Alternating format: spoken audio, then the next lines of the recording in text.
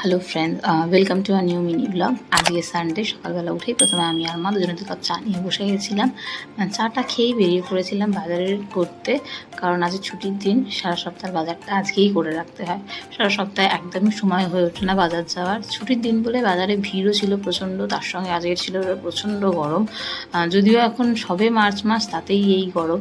যাই হোক, বাজার করে বাড়িতে এসে চলে এলাম, এবং বাড়িতে আসার পরে স্নান করার পরে বর দিয়েছিল ব্রেকফাস্ট করে ডিম টোস্ট। সেটা খেয়েই লেগে পড়লাম রান্নার দিকে। এখানে রান্নার প্রিপারেশান শুরু করে দিয়েছি। দুপুরে আজকে লাঞ্চে একটু মোচা, চিকেন আর চাটনি আর ভাত করেছিলাম। তার সঙ্গে বরের জন্য রাতের ডিনারটা কিছু রান্না করে রেখেছিলাম। খাওয়া দাওয়ার পরে একটু ওয়েব সিরিজ দেখে নিলাম, এবং তারপরে একটু সন্ধ্যেবেলা হালকা শুয়েই পড়েছিলাম, যেহেতু সারা সপ্তাহ রেস্ট হয় না। রাত্রিরে উঠে রুটি করে, রাতের তরকারি তো করাই ছিল, খেয়ে শুয়ে পড়লাম। Tata, good night.